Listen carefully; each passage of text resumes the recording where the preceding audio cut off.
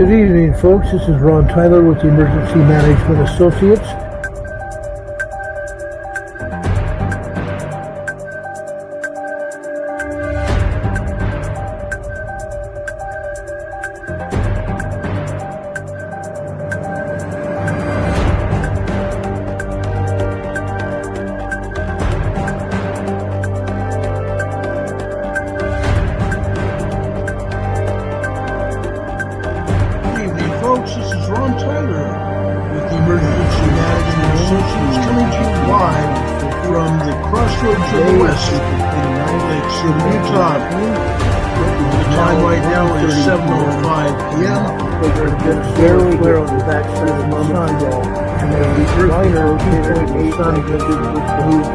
The Earth is located around 3.5 miles southeast of the Earth now. The solar wind is also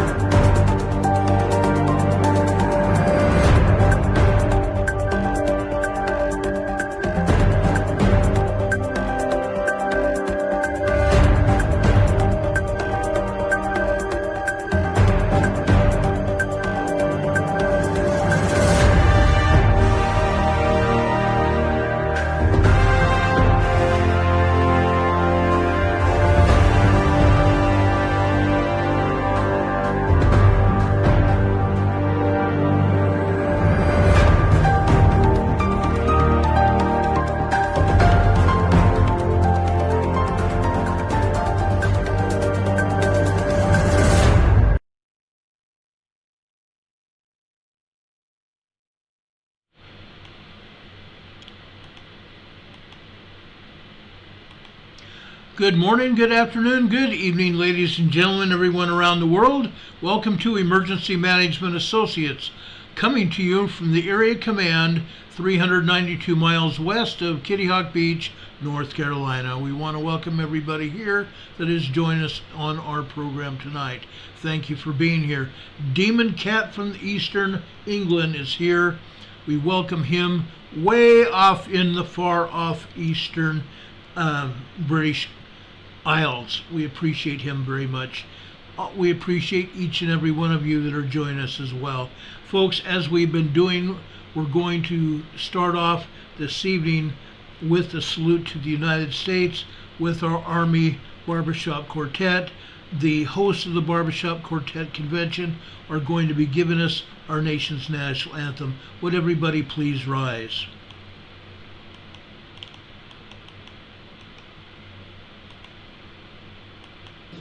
I pledge allegiance to the flag of the United States of America and to the republic for which it stands, one nation, under God, indivisible, with liberty and justice for all.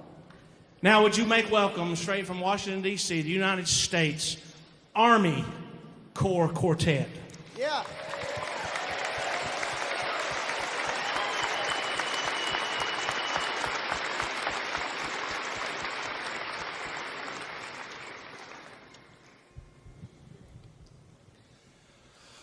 Oh, say, can you see by the dawn's early light what so proudly we hailed at the twilight's last gleaming,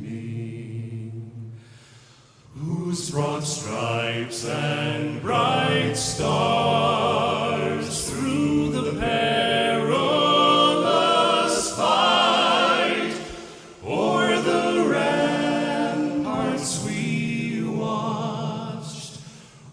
so gallantly streaming,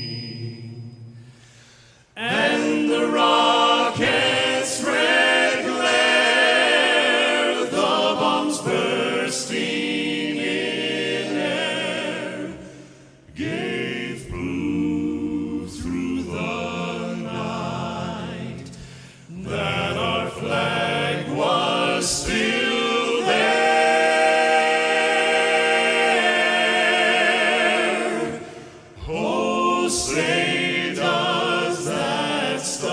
Star-Spangled Banner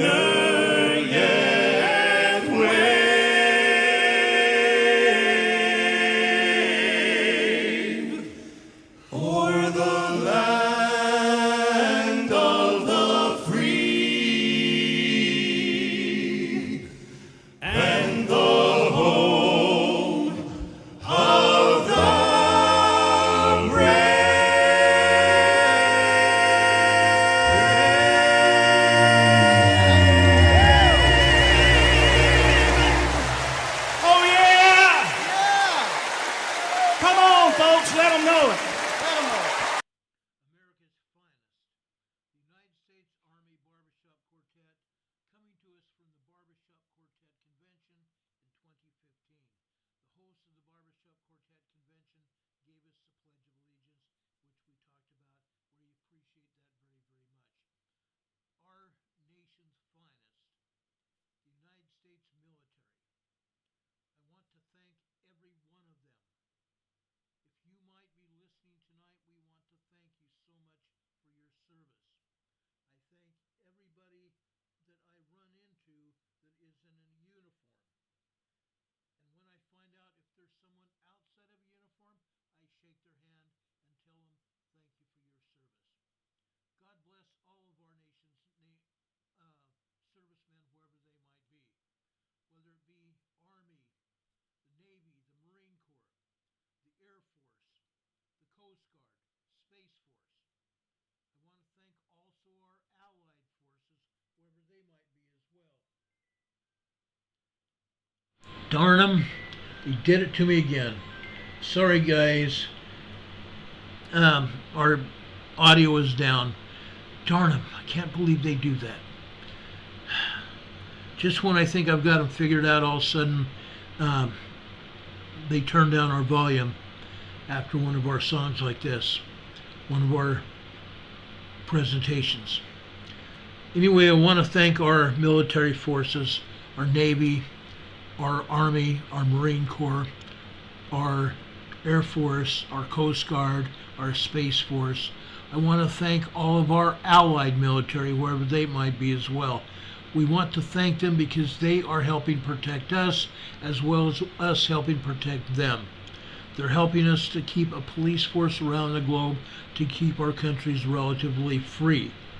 Free from onslaught, from predators, from other countries that want to overtake us. Folks, we appreciate and love you all very, very much. May you all return home to your families after your tours of duty end. We greatly appreciate and love you very much. Thank you for your service, guys and gals. God bless you all. Folks, we are going to start off with earthquakes tonight. Then I'm going to talk about the state of our air. I'm primarily going to talk about our smoke in the air and the hazards it poses. But first, let's go and talk about earthquakes. Everybody wants to know about earthquakes, and that's fine.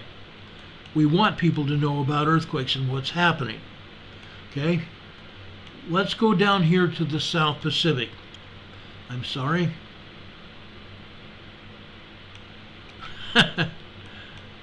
I forgot to pull a button. Here we go. Let's go down here to the South Pacific, guys. Okay? Over here, south of the Tongan and Fiji Islands, we have a 4.6 moderate earthquake here. This was a 4.9. It was downgraded. You know what I call a 4.9? I call it at least a large a 5.0, 5.1 earthquake, because they do downgrade them. In this case, it came in as a 4.9. They downgraded it to a 4.6. Too bad for them. This is another 4.2 in the Fiji region. They downgraded this as well from a 4.5. This, folks, is 345 miles deep. That's a deep earthquake. This is going to result, this earthquake here, a deep earthquake, is going to result in a larger, shallower quake to the tune of a 5.2, 5.3 magnitude earthquake, either in this region or west or east, south or north away from us. But at least a 5.2, 5.3 as a result of this earthquake today. The one that's just north of there is a 4.9, 5.0. They left this alone. This is also 323 miles deep. Folks, this also is going to result in a 5.2, not 5.2, but a 5.6 to 5.8 magnitude earthquake. That's a very strong 6.0 earthquake. Okay? Just when we thought we'd get away from 6.0 earthquakes. Nada. Not today, not any day. Even though we may not have a 6.0, it's coming. And this earthquake proved it. More shallow 6.0, larger earthquake. Okay? This is a 4.6 also. This is near Levuka, Fiji. This was also 347 miles deep. Another deep quake. Folks, this is also going to result in a 5.2, 5.3 magnitude earthquake. A larger, shallower earthquake. Over here, folks, in this place right here, this is the Loyalty Islands. We've continued to have earthquakes here almost every day. This is a normal 6.2, 10 kilometers deep, 6.2 miles deep. This is a 4.7 earthquake. Now, for those people that are new to this program, and we usually have at least one new person every day, so I'm schooling everyone today. Okay? These earthquakes, okay? These earthquakes that are deemed 6.2 or 10 kilometers deep, that is because the agencies have thought that we don't know exactly how deep there are. So what do? They just throw the 6.2 miles deep or 10 kilometers deep onto it. They don't really know. But folks, they have the capability of knowing. I want you to know that. They do have the capability of knowing, but they're too darn lazy.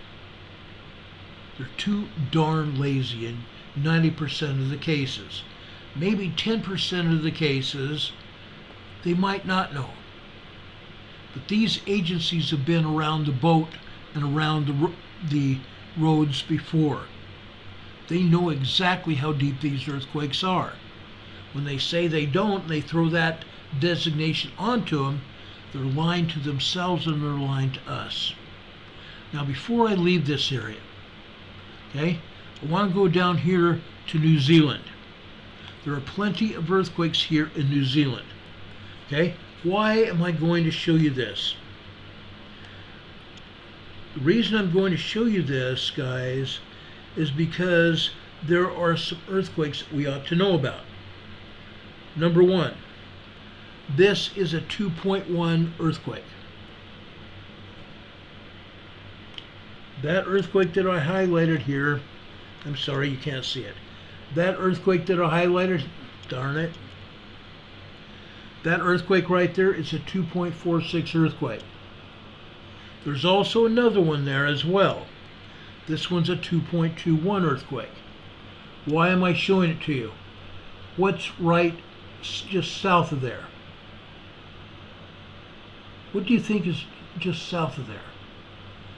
That, folks, is a supervolcano. That's Topo Lake, or Topo Volcano.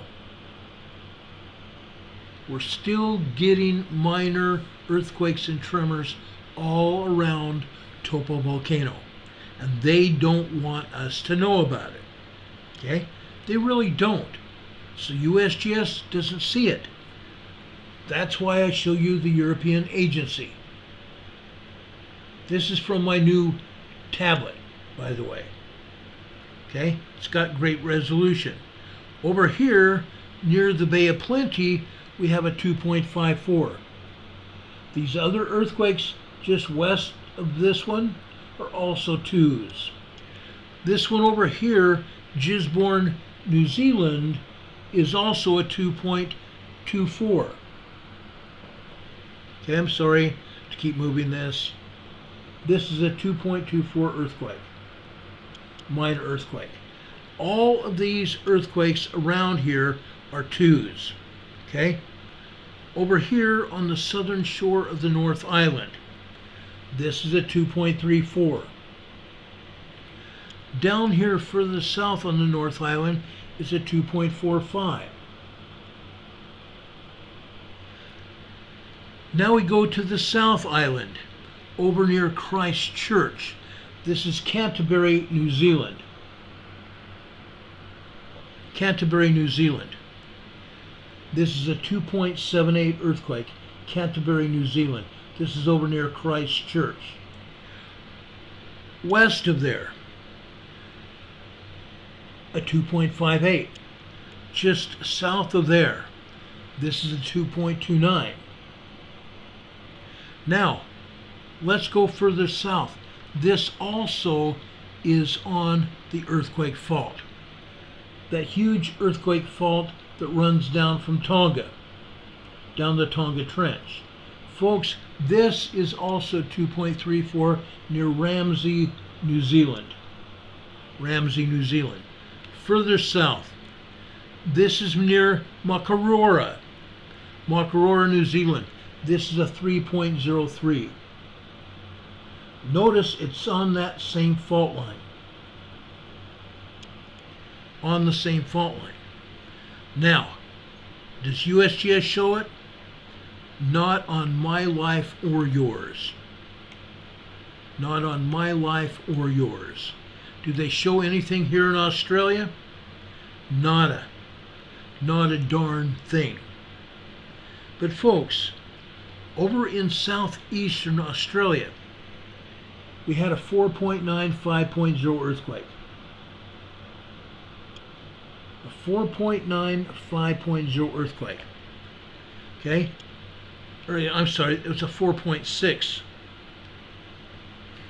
It was a 4.6 magnitude earthquake. I've got 4.9 on the brain today. Okay? I'm going to zoom into this area so you can see what I'm talking about. Folks, this area is lava. It's a lava-rich area. Okay? You can see lava all over this area, 4.6 quake. What does that tell you? Okay? Magma beneath the surface. Magma beneath the surface. Okay? Just north of there, there's a volcano. Just north of that location is a volcano. This is right in the middle of a lava field. That lava field stretches far to the northwest. So to have a 4.6 earthquake here, it's just a moderate earthquake. It's still significant in Australia. Okay? Very significant in Australia. See the lava fields running up the coast there? This whole area is lava fields. Volcanoes all over this area. Okay? Now, I read a book about the earthquakes all over Australia. There's 6 of them. And all 6 are basically, they said, dormant. Do we believe that? Nope. Because they're still getting hit with tremors. Even though the tremors do not appear on the map, on the European map, the EMSC, they're still there. If you delve into GeoNet, if you look at GeoNet, folks, GeoNet will show the tremors all over this area. They'll show the tremors, microquakes, they'll show the minor earthquakes, and they'll show you the larger earthquakes. Fortunately for Australia, they haven't had any larger earthquakes in a little while. Yes, they'll get 4s occasionally. They get a lot of minor earthquakes, 2.5s, 2.7s, all around that continent. All around Australia. But guess what? The only thing they have is that moderate earthquake in the southeastern portion of Australia down there. I'm not going to delve into exactly what is... doggone it. I'm not going to fly into exactly what is happening in Indonesia. But I want to show you this nonetheless. Okay? And I just did it again. Okay? I want to show you all the earthquakes in Indonesia and the Philippines today. Look at this. This is a crying shame. This is a real crying shame. Look what USGS is showing us. USGS does not want to tell us a story, do they? This whole area that we're looking at here, right here, this whole area we're looking at is a huge subduction zone. 7 different plates, 7 different volcanic, or not volcanic, but tectonic plates. One subducting under the other in this area. That's why we get these earthquakes. That's the primary reason we have these earthquakes. Okay? Most of these earthquakes that you see here are 2s and 3s. Most of them. There's a handful of 4 moderate earthquakes here. Okay? Then we have this one here. This one is a large earthquake.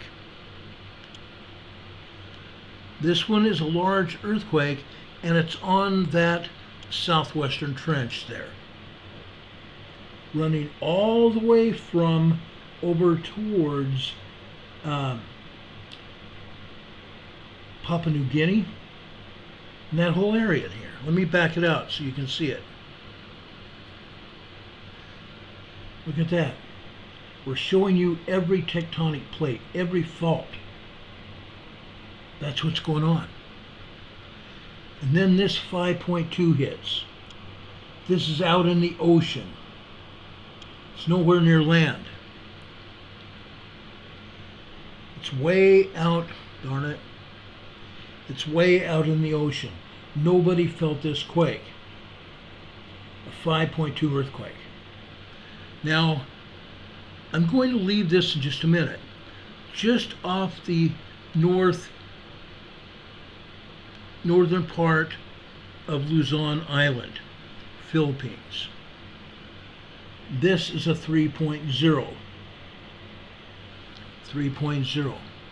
Right next to it is another 3.0. Twin earthquakes. Twin earthquakes just started happening. That's the other 3.0. Twin earthquakes just started happening about a year and a half ago. We almost never saw twin earthquakes before that. So this is almost something new. Okay? But besides that, I want to go over here to Taiwan. Just northeast of Taiwan. Here's a 4.4 earthquake. USGS and the agencies have this as over near Japan. 4.6 earthquake over near Japan. This is off the island of Taiwan. Okay? Maybe 40 miles northeast of Taiwan. Further going north on this Japanese trench, we have a 3.8. A 3.8 there. Now, I want to show you something else. Let's all go over and take a look at Japan. There's mainland Japan, including the North Island of Hokkaido. Okay? What are they not showing us here? Number one, they're not showing us any earthquakes. There's actually 3 earthquakes. South of Kyoto, this is near Kagoshima, Japan. This is a 3.1. They're not showing that either, are they? Then we go further north. This is near Kakasaragi, Wakayama, Japan. This is a 2.6 minor earthquake. Then over off the coast of Honshu, I should say, is another moderate 4.0. Okay? USGS, not showing a thing. 3 earthquakes in Japan, nobody's saying anything. So nothing's happening. When something happens and the people here and there are asking why did it happen, nobody has any idea because the agencies are not showing what is going on. Isn't it interesting? Okay? I can say the same thing about Indonesia. Every one of those quakes here in Indonesia are caused by the plates subducting in that region. 2s, 3s, and 4s. Minor earthquakes, small earthquakes, and moderate earthquakes all over Indonesia. Literally. We go over here to Myanmar. Here's another bunch of 3s here in Myanmar. Okay? It's crazy. It really is. Then up north of Myanmar we have a 1.8. 1.8 and 1.4. The rest of them are 3s and 4s. Okay? Then we go over to one of my favorite spots that I just love to show here. Turkey. Okay? 50 plus earthquakes, closer to 70 earthquakes over there in the Turkey-Syrian area. Why? Because they had a 9 to 10 plus earthquake here.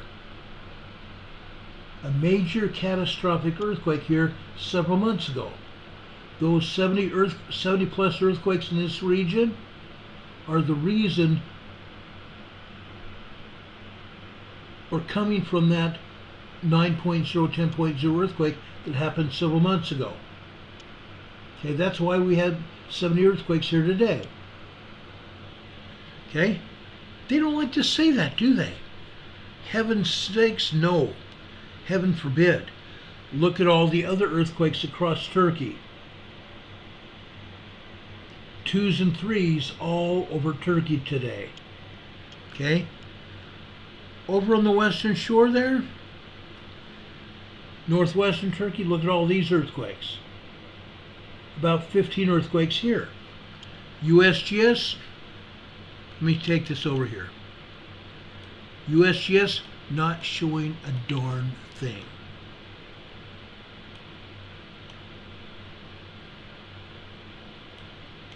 Not showing anything but those 2 earthquakes there in Turkey. This one, a 4.1. Woohoo! This one, a 4.3. When there's really 70 earthquakes there. They're not showing any earthquakes in Turkey at all. None in Greece. None in Greece. Folks, let me show you something. The reason I'm showing you this is because they're not showing anything. And there are plenty of earthquakes here. This one. Okay? This one. These here. This one up here. These are in what they call the Dokanese Islands here. The Dokanese Islands. Greece owns those islands off the west coast of Turkey. Okay? Down here, this is a 3.5 here. This one just over from that. Excuse me, I'm too far. Right here, that one's a 3.6. So we are having earthquakes there. Just south of Crete, this is a 2.5. Just south of Crete. On the north side of Crete, we have a 2.6. Then we come up to Greece, the main part of Greece. Look at all these earthquakes. What's not happening here?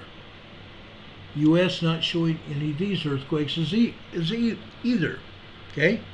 Now, I want to show you something. Over here near Athens, Vari, Greece, here's a 2.2. This is south of Athens. Okay? Just north of there. This is Athens. This is a 1.2. Okay? Then I want to go over here. Okay? I think this is a very important area. This is Patras, Greece.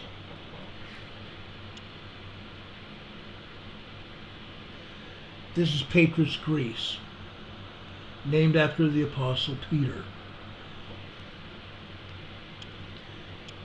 Here is a 0.6 microquake.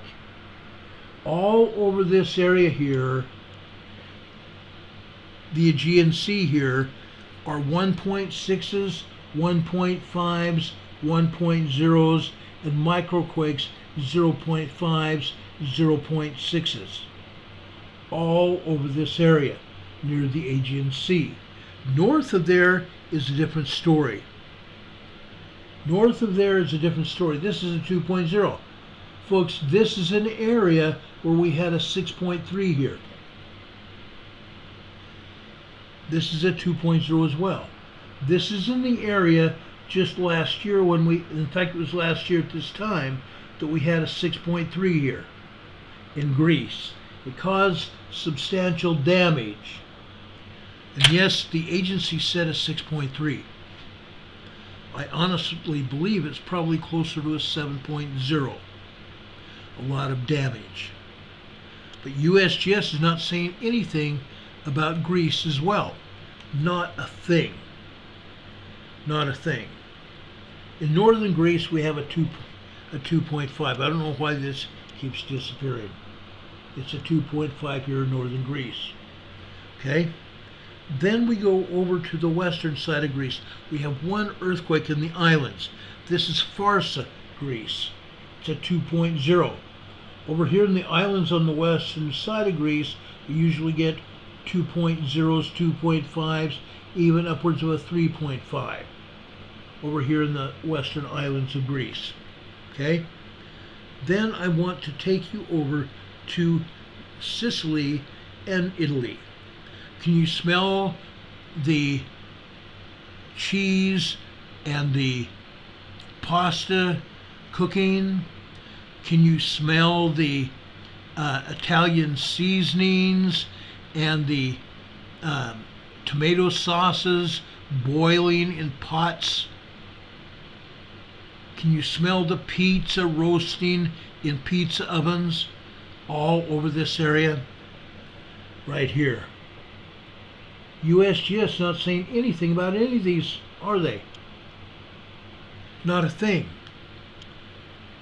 Sicily, folks, look at this. We've got two earthquakes, one just off the northern coast. We've got one earthquake right there on the coastline. Sicily, a 2.2. We have 9 other earthquakes over here as well. All over Sicily, literally. And these are not big quakes. These are not big quakes. 3.0, 1.5, 1.7s, 1.9. Here's a 2.0 here. The biggest one is a 3.5. Okay? A 3.5 all over this area here. This is Sicily. Okay? Then, what happens here? Okay? I just want to show you this. This is off the coast of Sicily, the northern coast. What do we have there, guys? We have volcanoes. We have Mount Etna, and we have Stromboli volcanoes out here. They are erupting, both of them. Okay? Italy, all over the boot of Italy. literally. Okay? 9 earthquakes up here near Marcia. 9 earthquakes up here near Marcia. This is a 1.5. Most of these are all ones. A 0.8 microquake. But we still have a swarm of earthquakes here. What does that mean? What do we usually get when we have a swarm of quakes? A swarm of seismic events. We get a much larger earthquake. And that's what's brewing here in north central Italy, in Marcia, Italy area. Okay? That's what we're seeing. We saw that happen just about a year ago over here in the same area. Okay? Then off the coast here, off the eastern coast of Italy. Okay? This is near Pesaro Urbino, Italy. This is just a 1.5 here. Okay? Why am I talking about it? Because I usually don't. Everybody needs to know what's going on here. Over in the Alps of Slovenia, 1.3. Slovenia here. We go west. These are the Alps of Italy. 2 earthquakes here. Actually 3. 3 1.0 magnitude quakes here. The Italian Alps. North of there, this is Austria. This is a 2.3 magnitude earthquake. Minor earthquake in the Austrian Alps. Okay? Northwest of there, Germany. We have 2 earthquakes here. One is a 3.3 earthquake, and the other there is a 2.5 in Germany. Okay? Germany.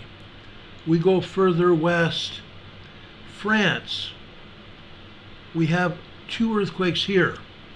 This is a 2.2 and a 1.3 over here in France. We go south into the Alps again. Switzerland, a 1.4 and a 1.1. The Swiss Alps here. Okay? Now, over here in France again. Here we have a 2.4 and a 2.1 here in France. Okay? We go a long period of time, months, before we see 2s or 3s even happening here in France. Then they hit. We don't get them very often, but we saw them today. We go over to the south of France, okay, meeting up to Spain. Here's a 2.1. Just west of there is 1.5 at the France-Spain border. Okay? Now, we usually see quite a few earthquakes here in Spain and 2 or 3 in Portugal. 2 or 3 earthquakes in Portugal. Folks, let me show you something. This is Portugal right here. We don't have any earthquakes there. This is Spain. This whole area here is Spain.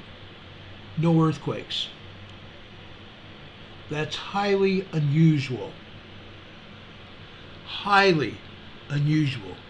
They always have earthquakes here, especially here in southern Spain. Almost always you have 2 to 3 earthquakes, if not 10 or 15.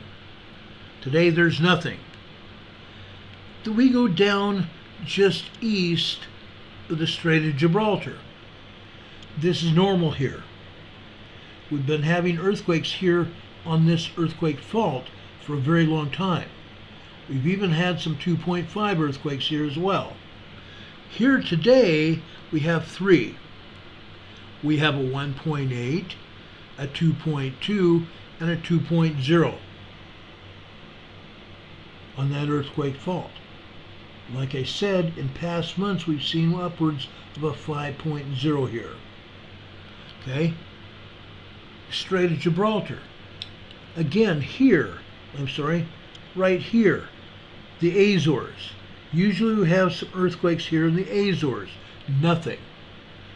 That's unusual as well.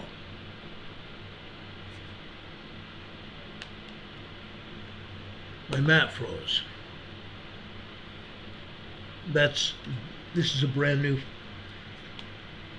tablet, and my map froze. Anyway, none of this is being shown at all. Not a single thing. Over here in the Canary Islands, we're not seeing anything here. Now I want to go north. The other day, up here in northern Britain, we had a 3.5 earthquake. A 3.5 earthquake. We don't usually see those here. That was news to me when I saw it. But we were so busy talking about other things, I didn't even get to mention it. But I'm sure my dear friend, Catman, felt it. I think Catman, are you living in this area? I thought, for some reason, I thought you lived up here in northern Britain. I know he lives in the east of England, but I thought he might live up here in this area. Aubrey says she likes my tablet. I do too. I can hold it in one hand, but I can show you a lot of stuff going on here. And unfortunately, my map took a dump.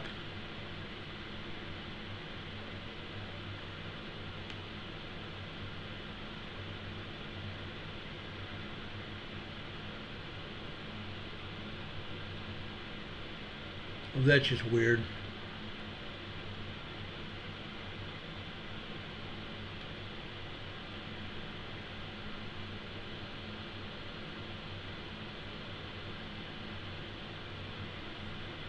Okay, maybe it'll come back now here.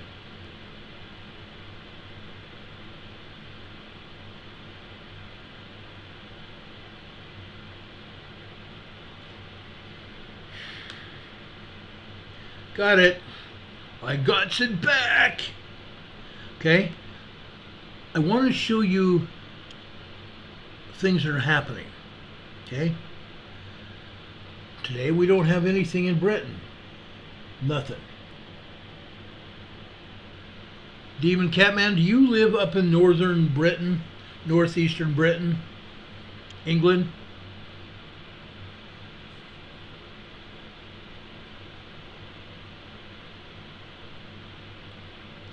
Let me show you some stuff. Sweden and Norway, even 2 years ago, we never saw any kind of earthquakes there. Nothing. In Norway and Sweden and even Finland. And even lately in Finland we're seeing some earthquakes as we have today.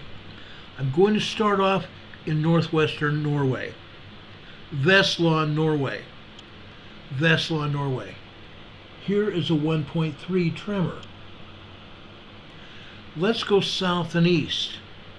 South and east we have a 1.5 and a 1.4 right there. Okay. Then we go into southern Sweden. This is Västra Jutland. Västra Jutland. Okay. This is a county near Göteborg. Here we have a 1.7 magnitude tremor here. A 1.7 magnitude tremor here near Göteborg, Sweden. Göteborg is a western seaport in southwestern Sweden. Okay, I've been there. I've probably been where this earthquake hit. Okay, let's go north. This is Värmland, Sweden. Värmland, Sweden. This is a 1.4 magnitude tremor there. Then we take a leap and go further northeast. This is just outside Stockholm. This is just south and west of Stockholm. Dalarna, Sweden. Dalarna, Sweden. This is a 1.1 earthquake, tremor. Dalarna is where they make little red horses. They range in size from about this high and about this long. Little red horses. They're called Dalarna Hästar. Hästar is horses. A Dalarna Häst is a Dalarna horse. A wooden horse, usually painted in an orange-red color, and they have all kinds of Swedish markings on them. They're called a Dalarna Häst. Beautiful, beautiful little carvings, and they're hand carved. They're hand carved. They're not done by any machines, and as a result of them being hand carved, they're very expensive. So now, guys, you know where Dalarna Hästar are made, just outside of Stockholm here, and they're beautiful. This whole area is beautiful. It is lush and pretty almost all year long. Yes, there are trees that lose their leaves here in Sweden. I used to live here. I've been through Dalarna. It's absolutely gorgeous. The whole area here in Scandinavia is absolutely stunning. Okay, it really is. Over here at the border of Finland and Russia, we have a 1.8 earthquake. 1.8 earthquake at the border of Russia and Finland. And let me tell you something about that borderland. Finland just joined NATO. And right before they joined NATO, Russian troops moved into that area.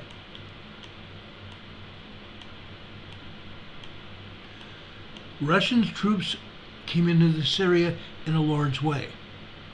They positioned 50,000 troops up here at the Finnish border.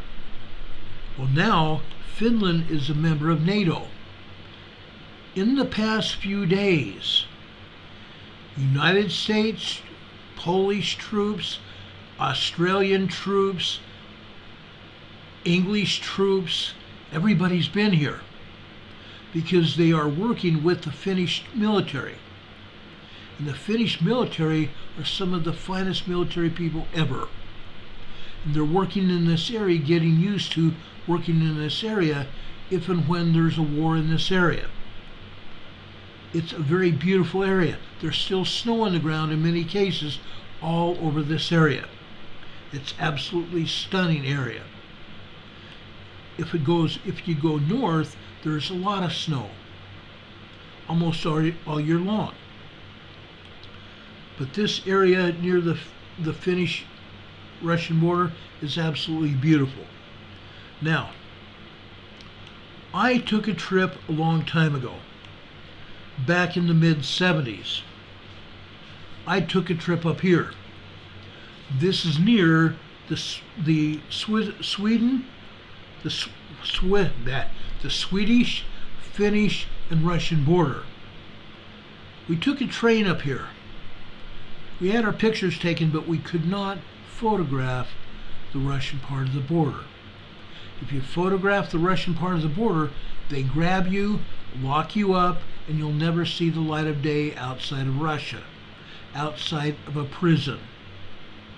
Okay? That's what they do there. That border region is very sensitive, and they do not just let anybody there. They don't. They don't.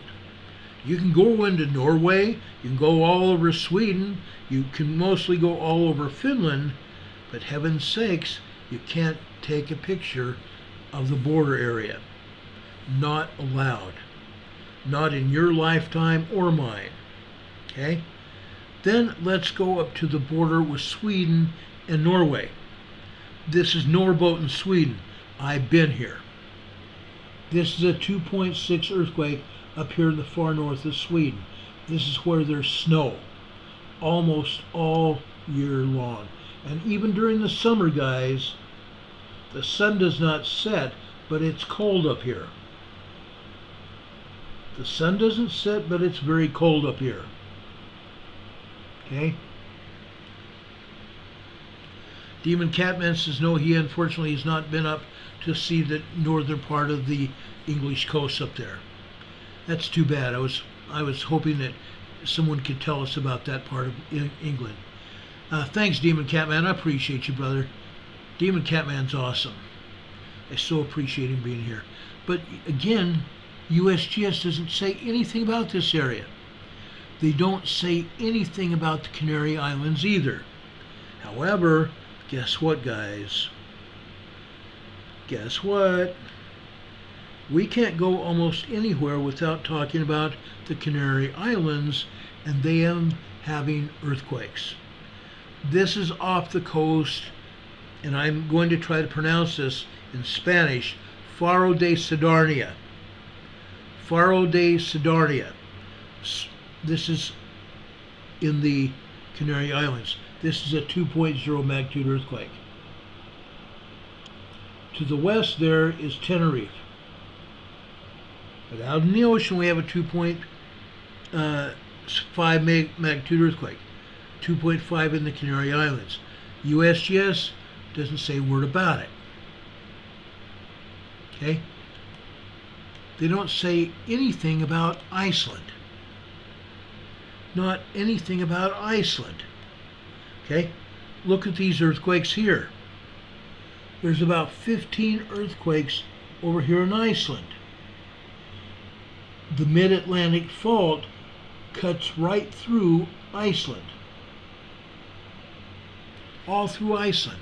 Now, folks, these are not big, this is not a big deal. Just off the coast of southern Iceland, we have Reykjanesta, which is a 1.1 tremor. Most of these earthquakes are 1.1, 1.2, 1.5, 1.7. Even those up here in the north. This is a 1.8, for example. These are just tremors for the most part here. Up here. But, folks, there's something even further north that you should see here. Okay? They're not saying anything about this earthquake. This is in the northern sea. Okay? This is in the North Sea. This is a 3.3 magnitude earthquake. A 3.3 magnitude earthquake up here in the North Sea. It's not quite to Svalbard, but this is. This is a 2.3. This is a 2.3 in Svalbard up here. Okay? Are they showing it? Oh, heaven's sakes, no. Heaven forbid they show this earthquake. These are pertinent because we've been having 5.0 earthquakes down here all over, literally all over the mid-Atlantic, from the South Mid-Atlantic north. We've had 5s all over this area, so it's not unusual for us to see earthquakes in Iceland, of course, and earthquakes north of there. And that's why we have some earthquakes up there today. In the North Sea and up at Svalbard as well. Now, I want to show you something. Down here in the South Sandwich Islands, we had a 5.2 this morning. They have taken it down. Even the EMSC has taken it down. There's a 5.2 earthquake over here in the South Sandwich Islands here. Right in here. They've taken it down. They show one earthquake in South America. Look at all the earthquakes in South America. There's about 15 earthquakes here in South America, ranging from down here where they show you this earthquake here. This is offshore Male, Chile. It's a 4.3. All of these earthquakes here in Chile and southern Peru are 3s and 4s.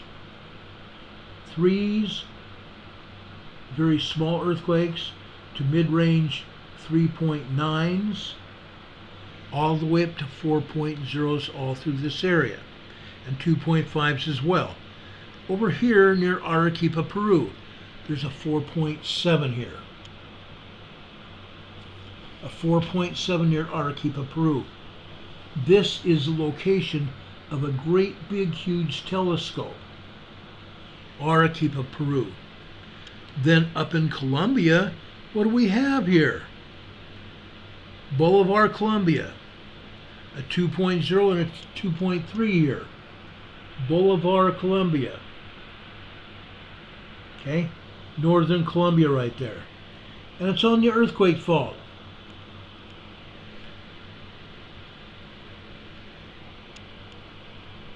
USGS doesn't hardly say anything about earthquakes over here in Central America. Right there in Guatemala is a 4.1.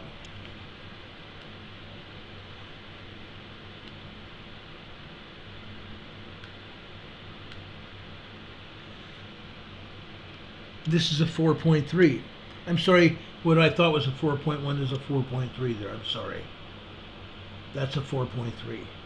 And we have 3s, we have 2s, excuse me, here's the 3.1 for example, down here in Costa Rica. All over the place here, guys. 3.4s, 3.6s, 3.5s down here in Costa Rica. Isn't that 4.3 in Guatemala? Down here in southern Mexico, we have some earthquakes here, don't we? USGS says nothing. These are 3s and 4s, guys. 3.5s, 3.4s, 3.2s, 3.8s, 3.6s, 3.7s. And there's that bunch of earthquakes there. There's 4s in there. Okay? They don't say anything about that. Not a thing. I want to take you up to Baja California. Off the coast of Rosarito Beach. Off the coast of Rosarito Beach. We have a 2.2 here. I've been fishing here. Not a very fun fishing trip. I caught a lot of fish, but I got extremely sick in a Mexican off the shoulder boat, a rowboat. I would never do that again. Rough seas and rowboat, not fun. Further south down here, Rancho San Francisco. This is a 3.6 here. Inland, this is northeast of San Felipe. This is a 3.4. Okay? Heaven forbid that we show all the earthquakes. Okay? This one here they're showing is Delta, Baja California. Okay? Delta, Baja California. Folks, let me zoom in here. What do you think is here? Can anybody tell me what they think is here? This is southeast of Cerro Prado volcano. This is a 2.0 magnitude earthquake. Southeast Cerro Prado volcano. Cerro Prado volcano is right here. Okay? How many of you have ever seen this carving at the summit of Cerro Prado volcano, and it's in the lava plug? It's a great big huge bird carved in this lava plug at the top of Cerro Prado volcano. It's a phoenix. It's a phoenix carved in that lava plug. Just south of here, just south of the volcano, we have a huge geothermal area. just like they do over at the Salton Sea area. Okay? Man has drilled into the upper magma chambers of the Cerro Prado volcano to obtain steam to power turbines to generate electricity for these wonderful people down here. Okay? That's what's going on here. All over this area here. All over this area, they have geothermal plants here. Okay? It's an incredible area. Okay? And that one lone earthquake there. Then we go up into the Imperial Valley, Westmoreland, California. They say we have a 1.4 earthquake, tremor. Just one. Just one. Folks, I could pull the seismographs for this Westmoreland area, and I guarantee you there's more tremors than that, and even earthquakes. Prove it. Prove it. They don't want to talk about it. Oh, heaven's sakes, nothing's going on. We have a volcano there and nothing's going on. Earthquakes hitting that are small to moderate earthquakes all over this area, and they don't want anybody to believe it. El Centro Naval Air Station. Oh, nothing's going on here either. Really? Nothing. Yes, there is. Small and moderate earthquakes happening here. Oh, nothing's going on. Folks, I wish I could believe them, that nothing's going on. But I've shown you different. I've shown you a lot different. Okay? This earthquake down here off of Rosarito Beach, 2.2 down here. We go into San Diego County, Borrego Springs, the Anza Borrego Desert State Park here is 0.8 tremors, 0.8 tremor. All over this area, 0.7s, 0.5s, 0.5 again, and this brand new one here. This is North San Diego County, and these are estate homes in this area. This is a 0.7 magnitude microquake. Two of them here. That 0.7 just happened. This is 0.5. This is what they call the Anza Borrego Desert State Park area, the Anza Gap area here. This Anza Gap area here is responsible for a lot of earthquakes, and I'm talking 5.0, 6.0 earthquakes here. This is San Jacinto. Okay? This is just northwest of San Jacinto Mountain. I have climbed that mountain. Okay? Going northeast, this is Beaumont, California.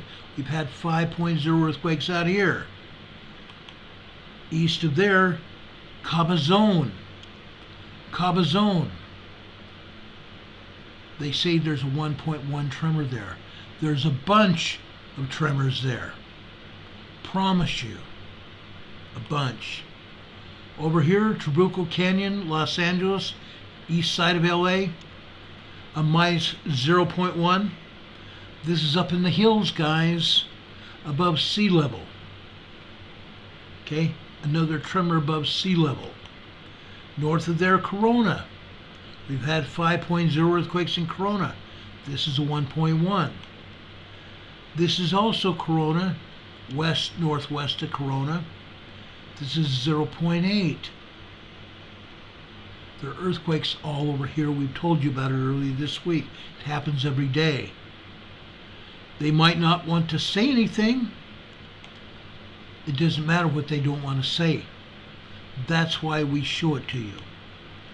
Over here in Cyril's Valley, Ridgecrest area, we're not having too much going on here.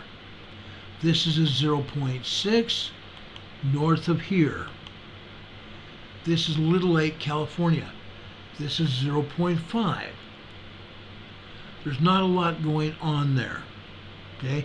At least what they want to admit to. Over here is Shalom County, or Shalom, California, Cholame, or Shkalami. I hate to say that. This is Tres Pinos, just southeast of Monterey Bay, okay? This is the Pinnacles, Hollister area. This is a 1.2. These are on the San Andreas Fault here, of course. Going up to just south of San Francisco, Cupertino, California with a 1.5. San Francisco Bay Area, Kensington, California is a 2.1 earthquake here. 2.1 earthquake on the Hayward Fault. Southeast of there on the Calaveras Fault is something different. And now my map is frozen up. Isn't that fun? Well, let's leave this map and I'll show it to you on my tablet. Okay? They don't want to show it to you, I will. Because there's a lot more going on in Northern California as well. Okay? So we'll go up here. We'll talk about it.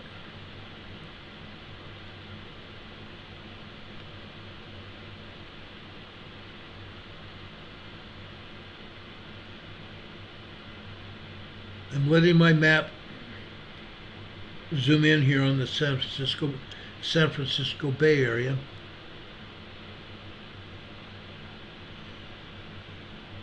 .09. Okay? Kensington, California. Okay? And this one doesn't show it.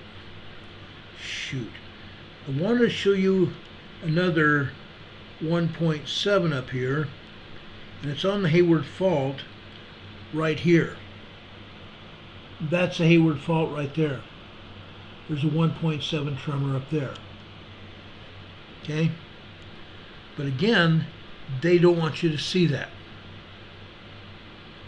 Now, from there we go up 100 miles north of San Francisco Bay to the geysers. We have 30 plus earthquakes up here. Most of these are tremors and minor earthquakes. The geysers. This is Sonoma County, California. The geysers is a geothermal area where they have dug into and drilled into the Clear Lake volcano to obtain steam to power turbines here in the geysers area. So there's the Clear Lake volcano and there's the geysers area. You can see it there. Let's zoom in here really quick because I like to zoom in here because I like to show you what's going on.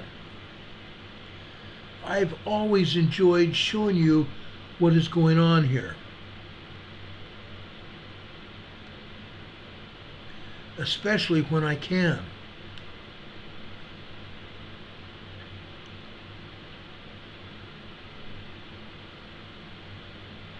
Okay? I'm taking myself on a little tour because I'm trying to find the, and I just did. Okay? This is one of the turbine complexes here. Okay? There's 10 turbines here in this area. A great big huge facility that controls the turbines. Okay? And these lines here, you see these lines here?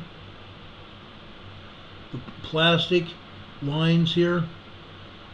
They're carrying steam from the volcano over here to this turbine complex. Okay?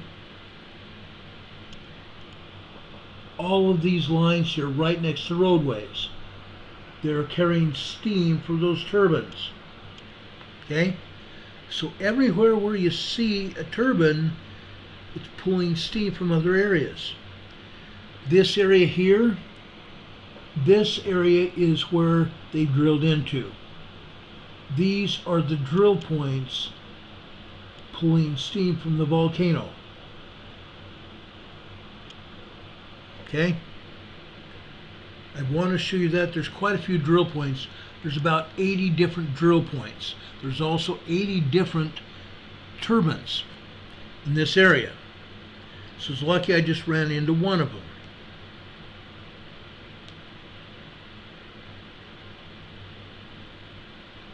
But I found 80 turbines in this area all over the mountains up here in Sonoma County.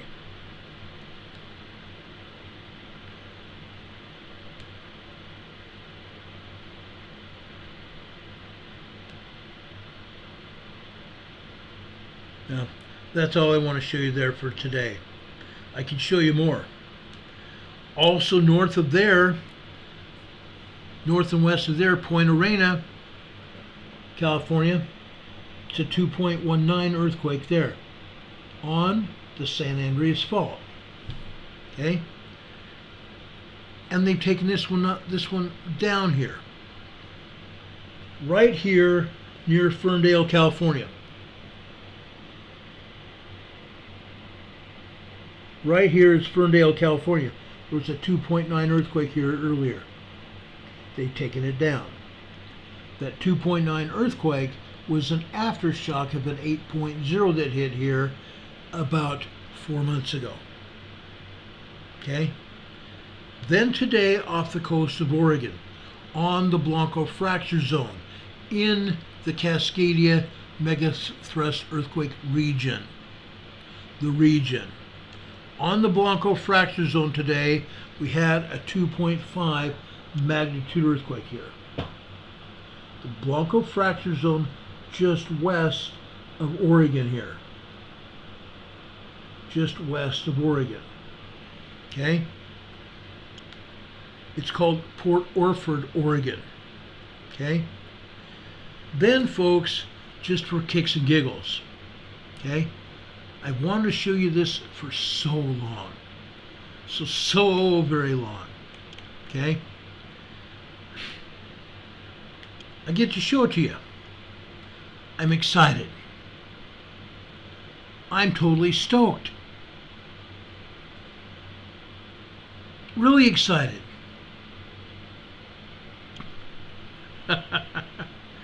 Oh, it's funny. Okay. This next earthquake I'm going to show you is on the foothills, or in the foothills of Mount Rainier. In the foothills of Mount Rainier. Now, what's interesting about this? Can anybody guess? See that earthquake right there? Just over here in the western foothills of Mount Rainier. This is a 0.31 microquake in the foothills of Mount Rainier. Well, folks, I just happen to have the seismogram from Observer. Okay? Observer is the name of the seismograph. Look at all the tremors here. It just wasn't one. It's multiple tremors. But folks, look here. If we can believe this seismograph, which I believe we can, okay? Look here. We have multiple 2.0 earthquakes. We also have a period of time where this seismograph was turned off. Nothing recorded during that time. Look at all these other earthquakes today and tremors. Okay? Look at this big one just after 11:30.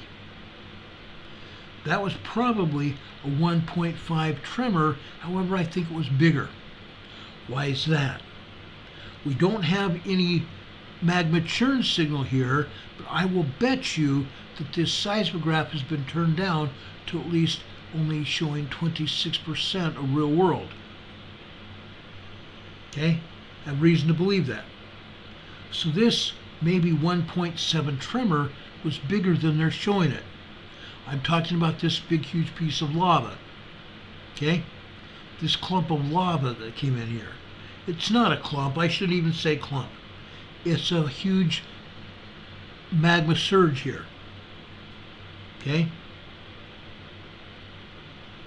They said it caused a tremor, which is actually the magma fracturing the rock inside the volcano. Okay?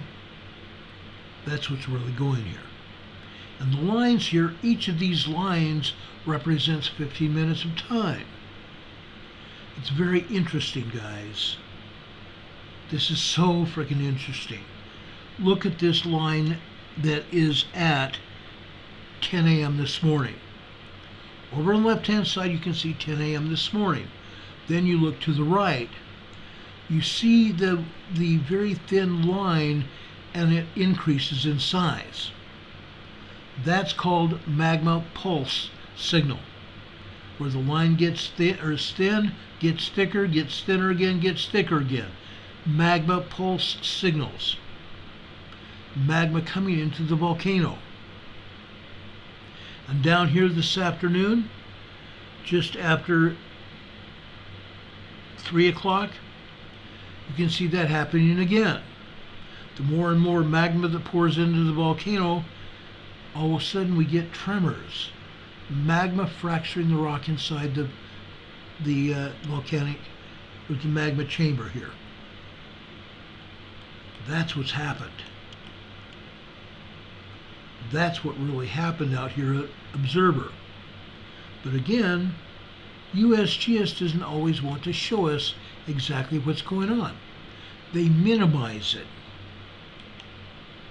They minimize it. They don't want to be honest about what's going on. So they minimize it. Heaven forbid that we see the actual information. Okay? As you know, I have great problems with that. Huge, huge problems. Okay?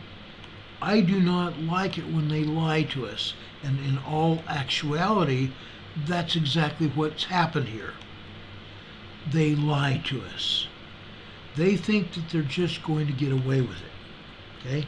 They don't want us to know about it, so they decide they're not going to show us. Well, folks, there's a lot more to this story than that.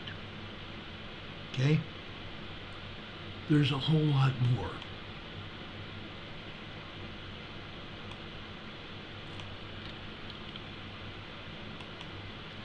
I've got another volcano to show you. Okay? When I was pulling this information together, it didn't allow me to put it into my data files on my computer. But now I've had that opportunity, and I'm going to show it to you. Okay?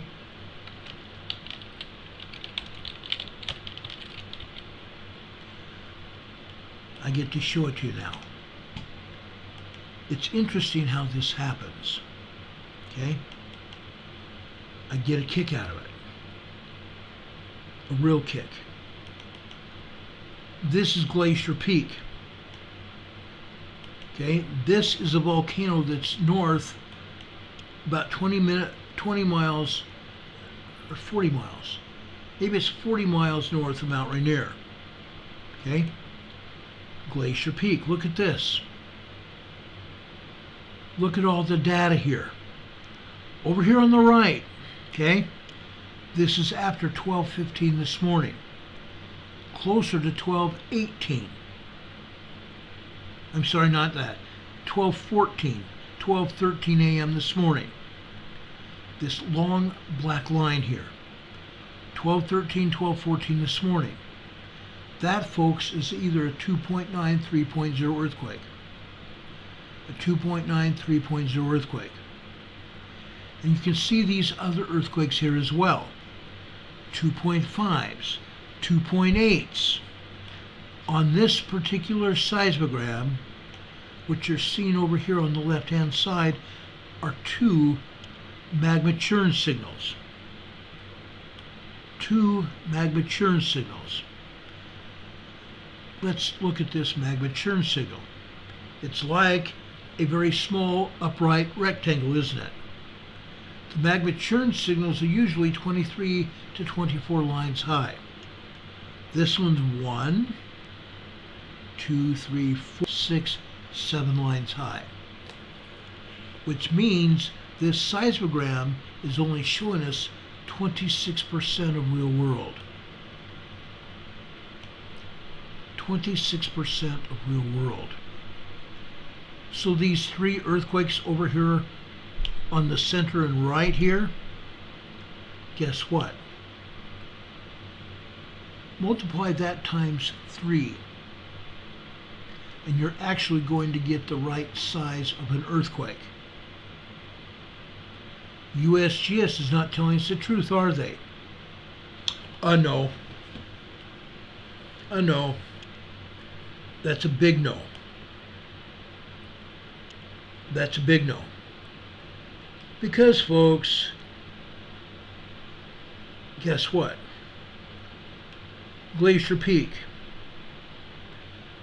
USGS is showing us a 1.4 tremor just northwest of Glacier Peak.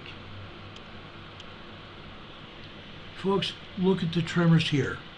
There are quite a few other tremors here, but there's also earthquakes. Why are they not showing us these earthquakes and these other tremors? They'd rather show us a 1.4 tremor here. Okay? Glacier Peak. I just love showing that. It does my heart good to show you those. This is just one more proof that they aren't telling us the truth. They don't want to tell us the truth. Now, over in Alaska, we have plenty of minor earthquakes and small earthquakes and tremors all over Alaska. Probably a total of 20 seismic events in Alaska. Or not 20, I think I said 20. I mean 80 seismic events in Alaska today. Southern and central Alaska, all over. Nothing major, just normal events in Alaska. Now, I have a lot of things I want to show you. Okay? This, folks, is smoke. This, folks, is smoke. And this is over in Illinois. Smoke hanging over Illinois. Now, there's something else there that's happened in Illinois. There's a lot of smoke, guys. We're going to be talking about the Canadian wildfires and the smoke coming out of Canada. Okay? I want you to see this short clip. Okay? These are the derecho winds. Straight line winds averaging 8 miles per hour.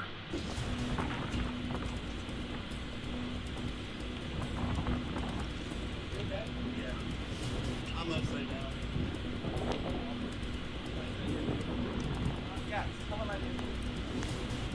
Okay? Upside down truck. Blown over by the winds.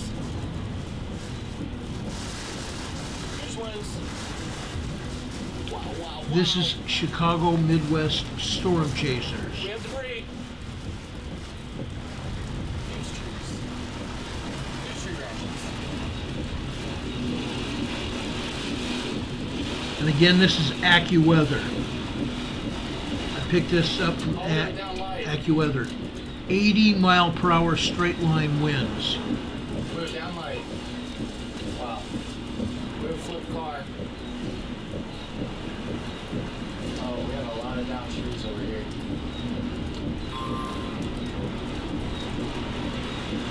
A lot of down huge trees over here. snapping power poles, knocking down traffic lights, knocking over trees.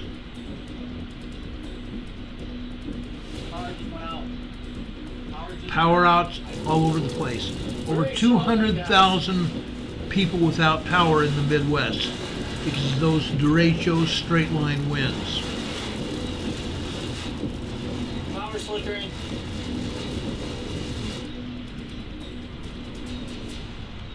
Okay? That's what happens when we get those derecho winds. Okay? But besides the storms and everything, there's still smoke. Notice the haze there below the clouds. Okay? The smoke is still coming in there. All over the area. Okay? Now, the rest of this program is going to be about smoke and the Canadian wildfires. Okay? The derecho blasted Iowa to Indiana with hurricane force winds, 80 miles per hour. The derecho, which has been on a rampage since late yesterday, has already produced winds over 80 miles per hour and left over 200,000 people homeless. Not homeless, but with power outages in parts of the Midwest. This Canadian wildfire smoke is ongoing. Firefighters from France are continuing to battle the Canadian wildfire blaze that started in early June. As the wildfires continue to burn out of control across Canada, a multitude of firefighters have responded to fight the ongoing blazes. Firefighters from France, Portugal, and Spain, firefighters from the United States and all over Canada. Now, folks, there's still an ongoing out-of-control blaze, and I know I'm going to butcher this location. This is over in eastern Canada. And my buddy that's here in the chat room tonight, Richard, I apologize right now for butchering the name of this town in Canada. Chibougamaau. Okay? Chibougamau. I'm going to call it Chibougamau. Chibougamaau. Chibougamau, Canada. Okay?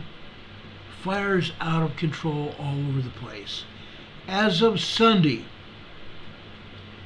2 wildfires are burning north and east of Chibougamau.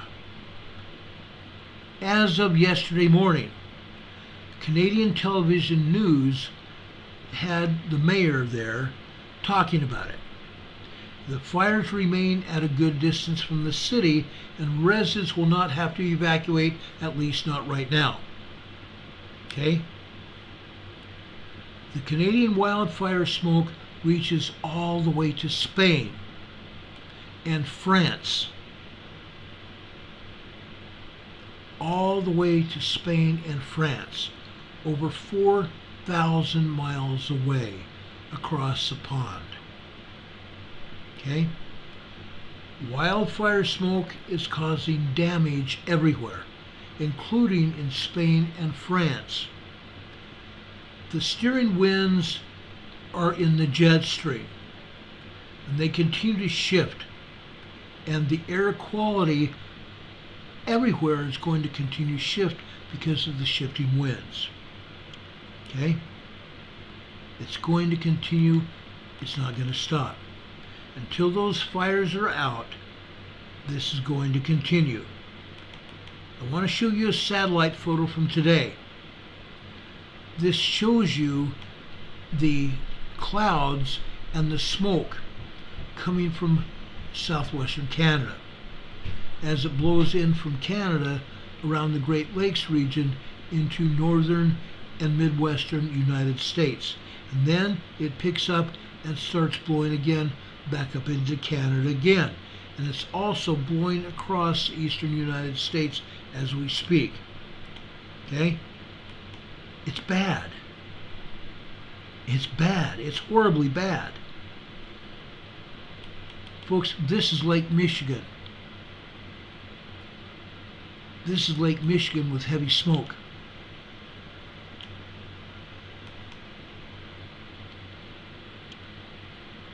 Now, let's go over to the Cubs-Phillies game. The Cubs-Phillies game. Shrouded in smoke. Shrouded in smoke. All over.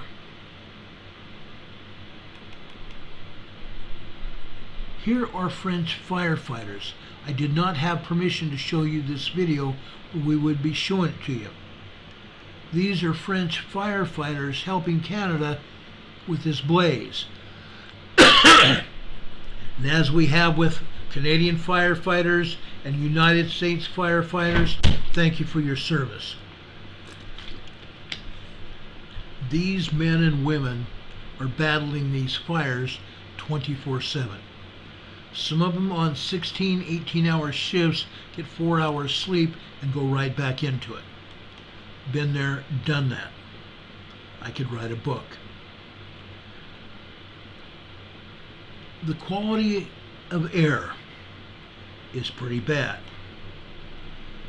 This is the air quality area of this area. Okay?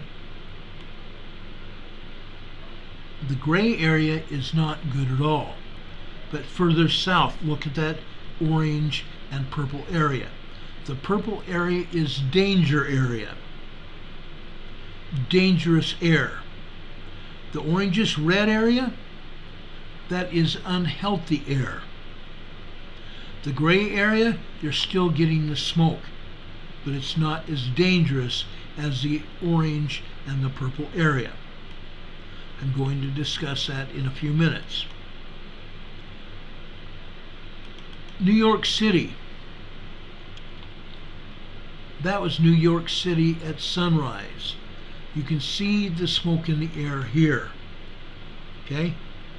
It's creating dangerous air quality all throughout the United States. Okay? More than 120 million residents are under an air quality alert as the wildfire smoke spreads across the Midwest and into the East Coast. This is the third straight day that some cities such as Chicago, Detroit, and Milwaukee have been under an air quality alert advisory. As of today, this morning, some of the worst air quality, which is considered very unhealthy, was located over Chicago and Detroit, Columbus, and Pittsburgh. Localized showers and thunderstorms across the Great Lakes are going to help improve the air quality.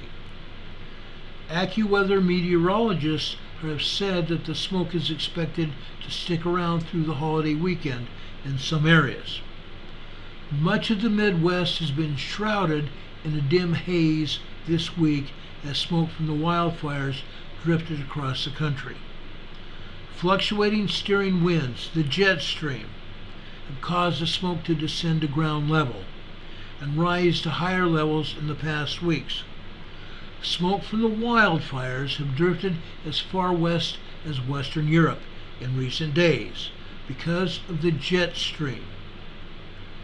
Fluctuating air quality will continue throughout the weekend and potentially even through Independence Day, July 4th in the Midwest and the Northeast.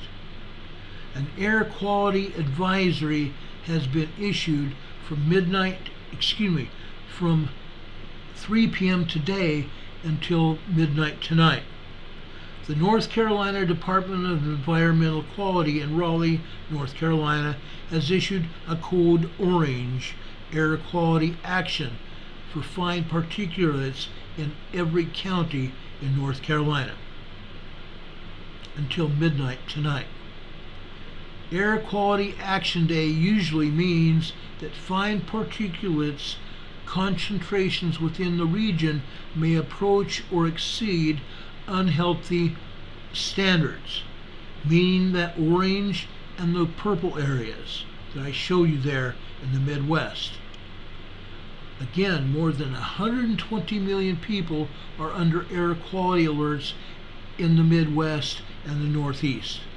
Air quality alerts were in effect for more than a dozen states on Thursday today. as wildfire smoke from Canada continued to pour in to the United States and turn the skies hazy in the Midwest and the Northeast. Now, there was a game today. There was a baseball game today.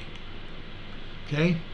Between the Pittsburgh Pirates and my San Diego Padres. Okay? I call them my San Diego Padres. There was a sportscaster.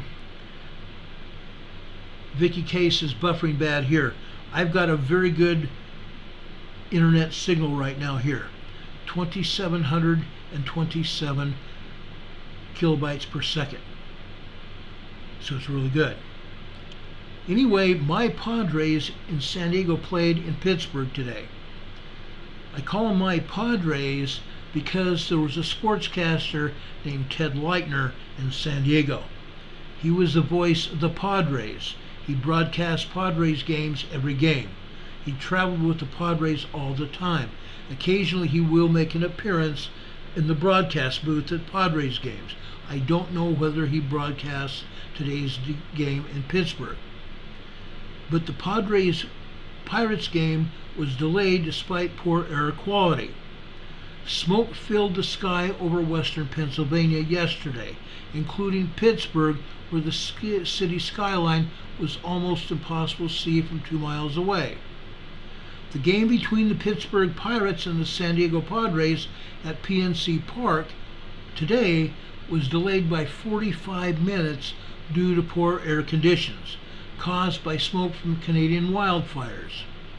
The Pirates manager said, quote, "The Major League Baseball Players Association, our team of expert medical providers at Allegheny Health Network, our players and staff, we have made the decision to move the game with our game today, to move it forward. We will continue to closely monitor the air quality index levels around the ballpark and respond accordingly." Several thousand fans, including children, attended the game. Air quality had become a big concern yesterday at the Pirates game, where my Padres won in a big way. Today, the Pirates beat the Padres 5-4. Today was the final game of the 3-game series. Okay? Yesterday, the Padres manager, Bob Melvin, explained to the Associated Press that he was told by Major League Baseball that they would consider postponing the game today if the air quality index reached at least 200 parts per million. The air quality index of 200 parts per million is dangerous. It reached 189 by the time the delay was announced today. Today's game started at 1:20 p.m., 45 minutes late. The game between the Pittsburgh Pirates and my San Diego Padres, 45-minute delay because of the air and the lingering smoke from the wildfires in Canada. It's not stopping. It's going to continue throughout the weekend. Now, there's a man with the Pirates organization. He said, quote, "I appreciate the fact that our players were concerned about safety. I think the reason we had the delay was to make sure we were able to have conversations with some of the players and also the people that come to see our game. Player safety and audience safety is always our number one concern. The Pirates and Padres' concern was for the health of the 16,871 fans in attendance. Residents again across Pennsylvania woke up to hazy skies this morning. The visibility was less than 2 miles in the city due to all the smoke in the air. Air quality in Pittsburgh is considered very unhealthy, 140 parts per million. Today, that index this morning was 233. That's dangerous. In Port Matilda, which is located just outside of State College in central Pennsylvania, residents were taken aback by the amount of smoke in the sky. The smoke haze was encasing the sun and reducing the visibility. Much like Pittsburgh air quality in Port Matilda, was at a very unhealthy level. Boy, I can't even think today. It was at a very unhealthy level. The air quality this morning in Matilda was 168 parts per million. Further east, smoke filled the skies in Philadelphia. Unreal. Let me see if I can pull up the picture of Philadelphia here for you.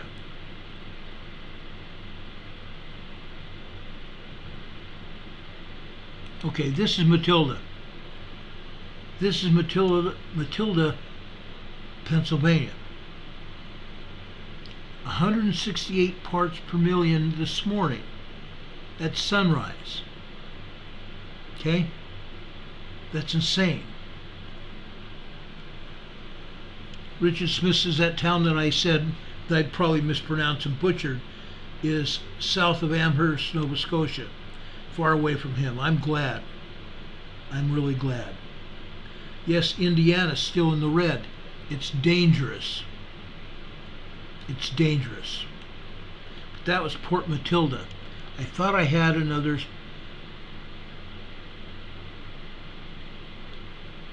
Let me show you this. This is in Chicago. Okay? This is the smoke in Chicago. It's bad. It's really bad. The Padres game this afternoon was like this. You can see the smoke on the field. That's how bad it was. The smoke had made visibility very poor for driving. People were cautioned to have their lights on while they were driving. Visibility in the city was 5 miles. Air quality in Philadelphia was 141 unhealthy level. Now Friday and Saturday, air quality levels are expected to remain elevated through at least tomorrow evening. Additionally, the meteorologists are warning showers and thunderstorms may be possible on Friday and Saturday night. But the air quality is still not going to be that good.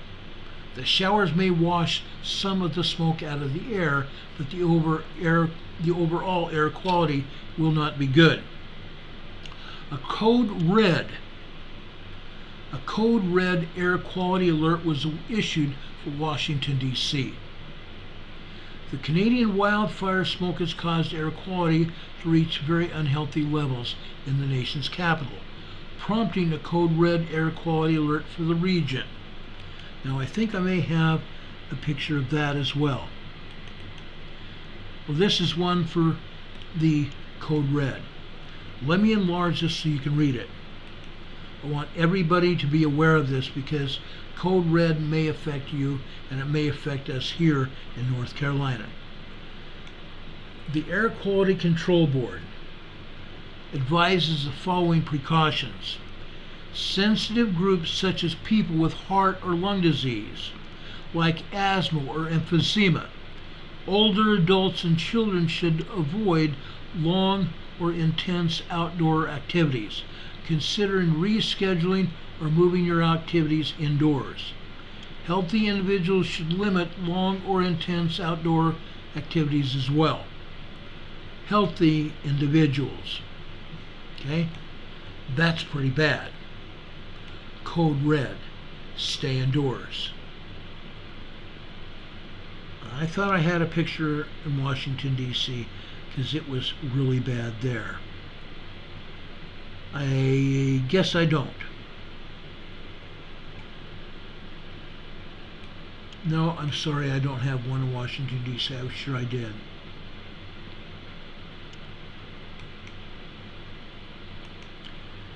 This is what we have to deal with at least through the weekend and probably through Monday or Tuesday next week. Data is being gathered by a group from Plum Labs that is associated with Accuweather, and it shows the current air quality in Washington, D.C. It's worse than it was in early June when the Canadian wildfire smoke first spread across the Northeast. The temperature today in Washington, D.C. was 87 degrees and code red conditions. Summer camps have been canceled amid poor air quality levels. Summer camps in Cincinnati and Pittsburgh have decided to close due to the poor air quality, as smoke from the wildfires continues to create very unhealthy air. The YMCA of Greater Pittsburgh announced today that it's canceling a 3-day summer camp and closing all of its swimming pools. All of its swimming pools today, guys. That's pretty serious. Okay? I think I do have a picture of the swimming pools right there. That's one of the swimming pools in New York City.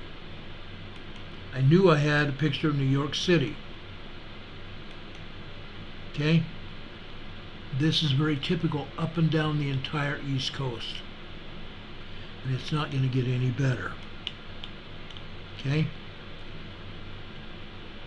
The YMCA decided to cancel the summer camp. In Ohio, organizers of the Cincinnati Parks summer camps also followed suit and canceled their activities. We've never had to cancel a summer camp due to poor air quality before, but we feel this is in the best interest to protect our staff and our campers. The camp will resume possibly tomorrow if the air quality levels improve. Additionally, the Moshava, M-O-S-H-A-V-A, by ear day camp in Cleveland was canceled today due to smoke-filled air. Now I think that's a Jewish day camp in Cleveland. Hazy skies as sun rises in New York City. Smoke from the wildfires in Canada gave the sky an orange hue this morning as the sun rose over the famous New York City skyline. Air quality quickly returned to unhealthy levels during the day, a mere 3 weeks after the city recorded its worst air quality day ever. On Wednesday, New York Governor Kathy Hochul, H-O-C-H-U-L, some of you know her, issued an air quality health advisory for all of New York. Please check your air quality levels and take appropriate precautions to stay safe before heading outside. New York City pools could close if air quality drops to dangerous levels. New York City's outdoor public pools are set to open for the season today, but an ongoing lifeguard shortage and new healthy air quality levels made that close. They were open for a few short hours and closed again. As of last week, New York City had only hired 500 lifeguards, which they usually have 900, and they're 900 short of what is needed. As people head to the pools this weekend. Smoke from the wildfires in Canada will create unhealthy conditions, especially for sensitive groups, and we discussed those groups a few minutes ago. The New York City Parks Commissioner, Sue Donahue, said she was not ruling out closing the public pools if the air quality gets to dangerous levels. How to know when the air quality is poor? If you live in a big or small city or are in an area that has endured high concentrations of wildfire smoke, you've probably gotten an air quality alert on your phone. But what is the alert for? The air quality index is an indicator that allows residents of an impacted area to assess the air quality with a single value that accounts for the concentration of different pollutants. Okay, and all of you that are in this smoke area, you're going to want to know these things, okay, that I'm going to give you tonight. The more polluted the air, the greater the health risk. On the other hand, a lower value equates to less pollution in the air and a lower health impact. The U.S. Environmental Protection Agency, the EPA, created an air quality index to track the air quality around the United States on a scale of 0 to 500. 0 to 500, with 500 and above representing hazardous levels. 500 and above representing hazardous levels. Plume Labs, owned by Accuweather, has a threshold linked to the exposure limits for different pollutants ranging from 0 to 250 and over. Again, they postponed the Padres game when it was 189. And they kept it off until it dropped a little bit lower than that. If it had come up to 200, they would have canceled the game and postponed it to another time. You don't want to be really working out and running when it's 200 or over. As the Canadian wildfire smoke spreads across the East U.S., across the pond to Europe, including England, air quality levels have dropped to unhealthy and very unhealthy levels across the mid-Atlantic. Accuweather's Plume Labs reported an air quality index value of 202 in Washington, D.C. at 6:30 a.m. this morning. Warning: healthy individuals could experience difficulty breathing and throat irritation with prolonged exposure. And they warn people to limit their outdoor activity. A little to the northeast, Baltimore had an AQI value of 204, still very unhealthy. Philadelphia recorded a 141. The smoke continues to arrive in Europe. It crossed over the Atlantic, became visible in Europe. On Tuesday morning, the smoke was concentrated over the Iberian Peninsula. There are also other areas to be higher atmosphere smoke over Ireland and southern England, but it will likely be less noticeable near the ground area due to cloudiness. So England, you're going to get some smoke, but it should be less noticeable near the ground area due to cloudiness. Air quality across much of Portugal and Spain was in the moderate levels to unhealthy for sensitive groups. That was Tuesday, local time. The smoke rate may reach the ground in Europe over the next few days, but most of it is expected to remain at a higher altitude. Now, this is affecting everybody around the world. Smoke affects our gardens. The smoke from the Canadian wildfires can cause significant damage to plants. While humans are able to wear masks and protect themselves from the smoke indoors, outside plants aren't so lucky. When plants are exposed to the smoke particles for an extended period of time, it becomes more difficult for the plants to bounce back. Oregon State University Extension Community horticulturist Brooke Edmonds told us that the pollutants and small particle matter that land on plant leaves can block the sunlight, which will result in weaker plants and slower growth.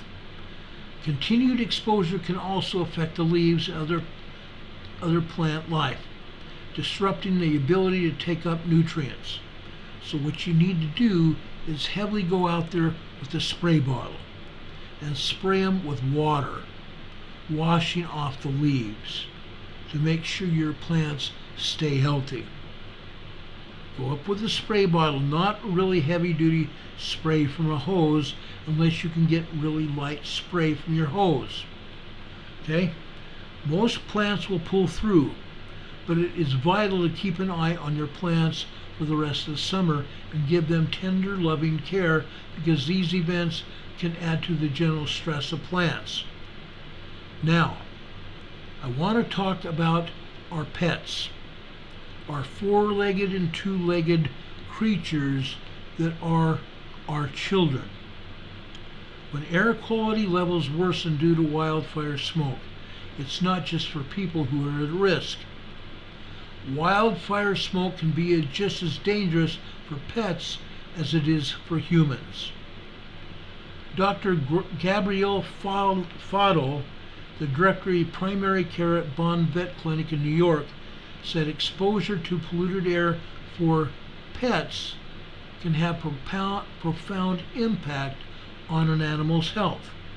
It can lead to respiratory issues, respiratory distress, and allergies. It can even exacerbate existing conditions such as asthma. To ensure your pet's well-being, Dr. Fadel suggested taking the following precautions. Limit outdoor activities. Create a safe environment indoors and monitor your animal's symptoms and the way they behave. Consult with a veterinarian if necessary. Wildfire smoke is so dangerous to inhale.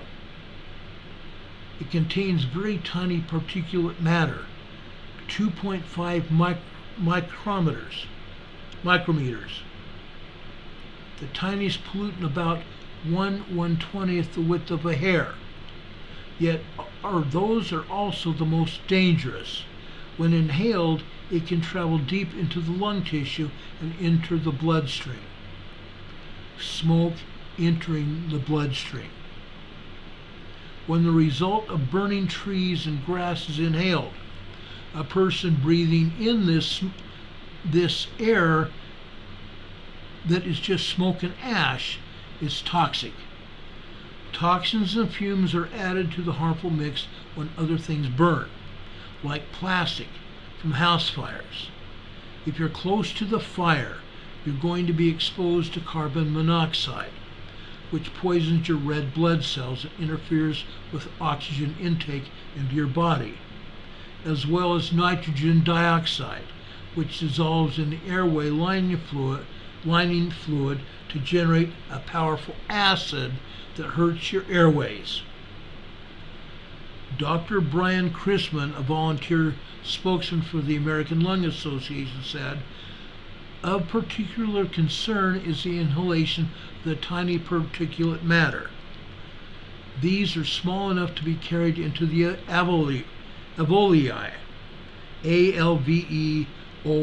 I know I'm butchering it, and I used to be an EMT. Alveoli, I believe it is. The tiny air sacs of the lungs. This can cause significant risk of stroke and heart attack. This can cause the risk of severe stroke or heart attack. These are the steps you need to take to reduce your exposure, including remaining inside with doors and windows shut to keep the polluted air outside.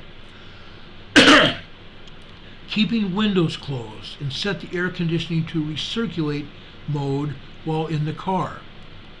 In the car, punch that little button that says recirculate. Usually has an R on the button, and it shows a little, almost a C diagram saying that the air stays within the car.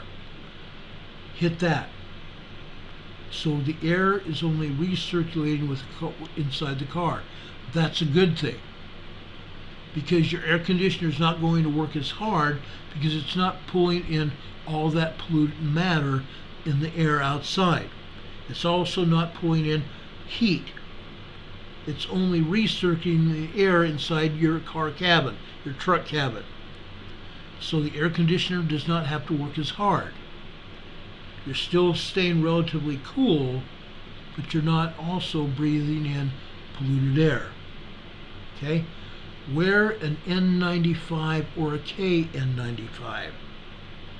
I'm not going to say that four-letter word. Wear an N95 or a KN95. Dust, with that M word, are not recommended. They will not keep that particulate matter out of your mouth and your lungs. Monitor your local air quality reports.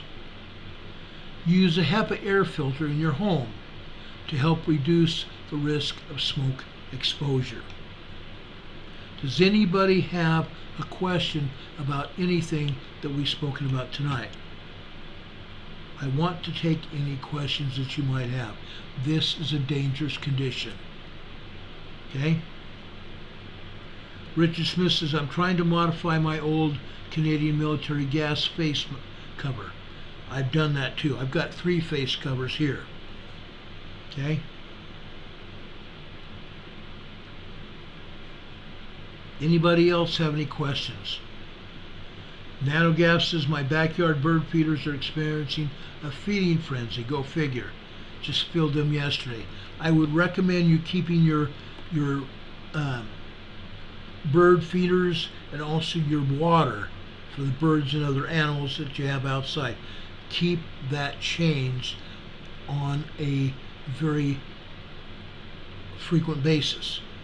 I would even say every couple hours, so that water outside is not getting completely polluted and covered with smoke and all that particulates. Any other questions? I just wanted to make sure that you had all the latest information that I had. Okay? I'm giving it to you just right out of the book. Literally. Literally right out of the book. Anybody have any questions? NanoGaf says, bless all the firefighters. We don't know all that they go through. No, we don't. I used to be one of them. I fought many wildland fires in my day. And when I was a police officer, I set up emergency communications outposts on top of the mountains during the fires. Sometimes we had to move them because the fires moved. That normally happens. It's a sad day when you have to move a command post because the fire is increasing. Yeah, Glenda Covington says the state of Georgia peach crop is gone this season. You might be right.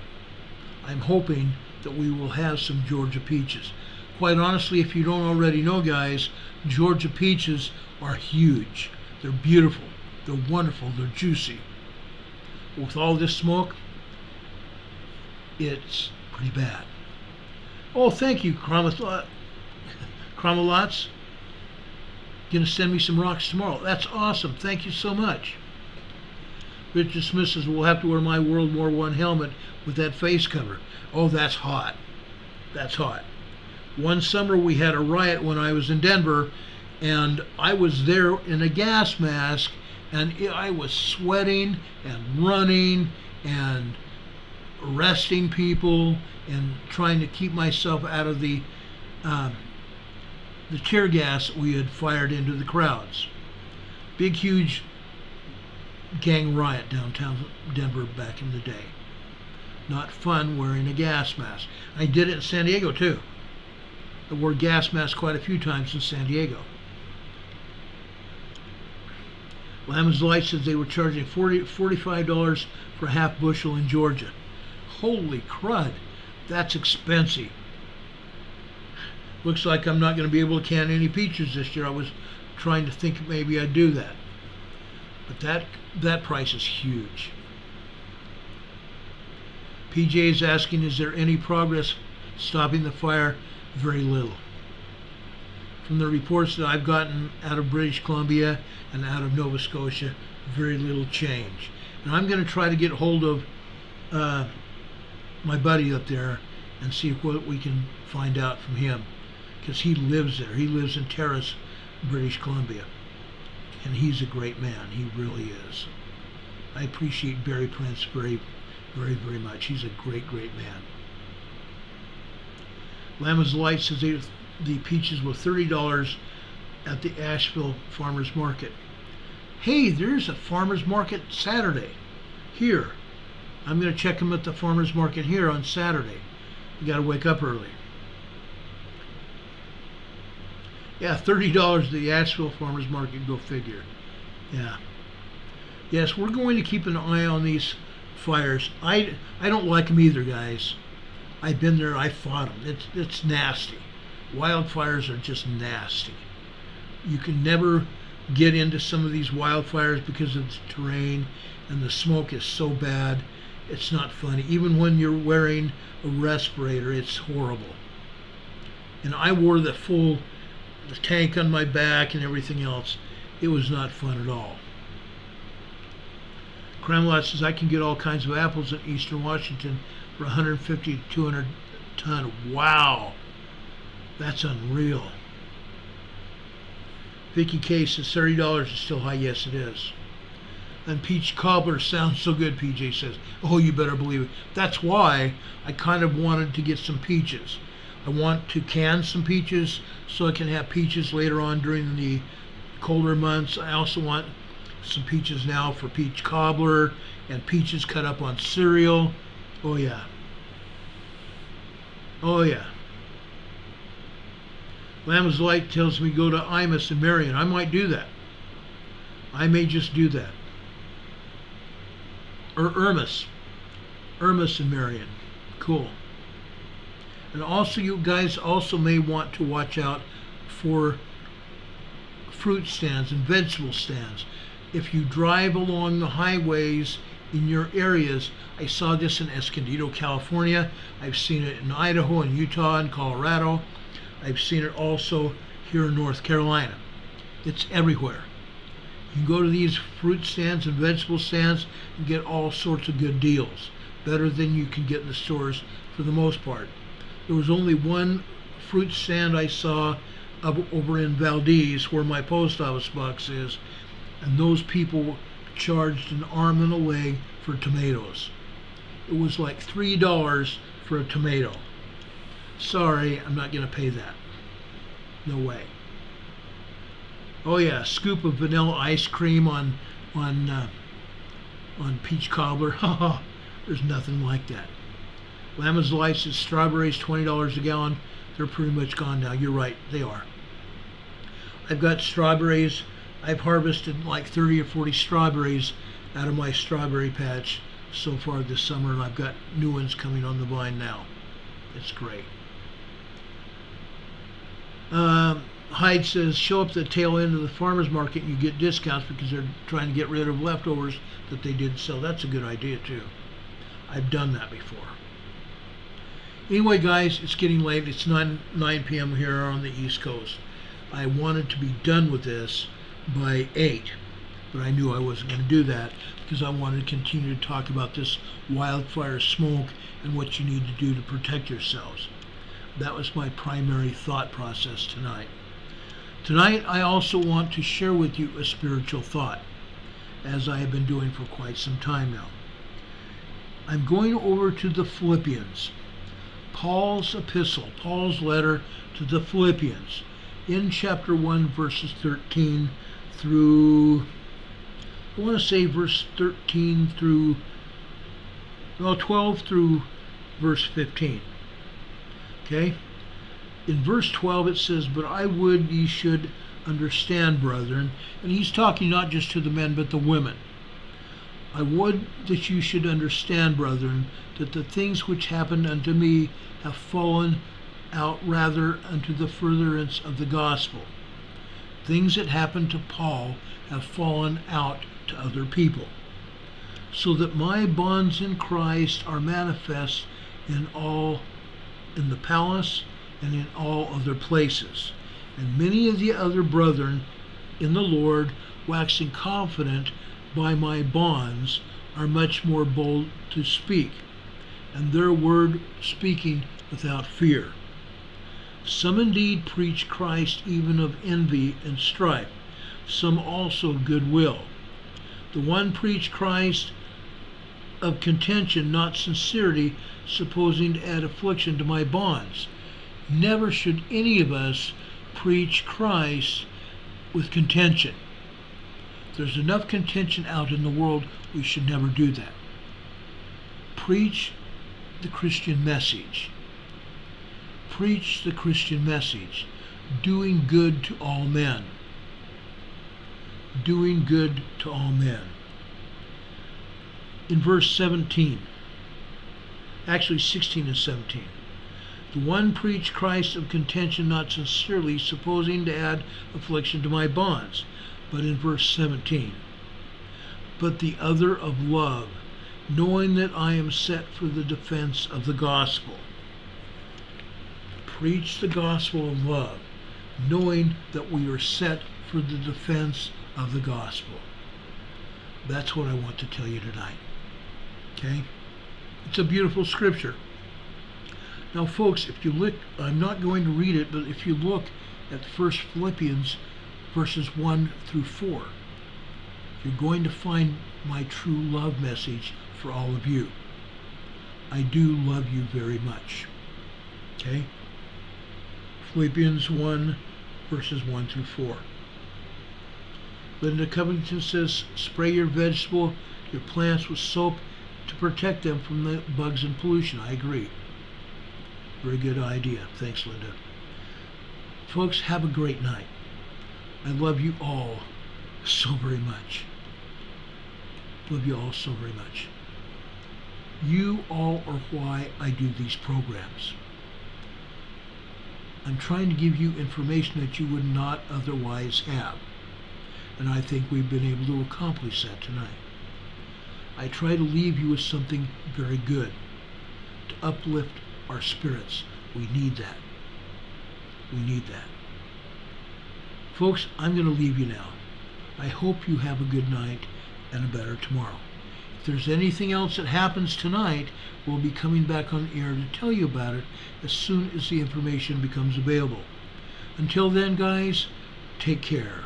As Walter Cronkite would say, that's the way it is. Thursday, June 29th, 2023. For Emergency Management Associates, this is not Walter Cronkite. Have a good night, everybody. I love you very much. See you on the other side. God be with you till we meet again.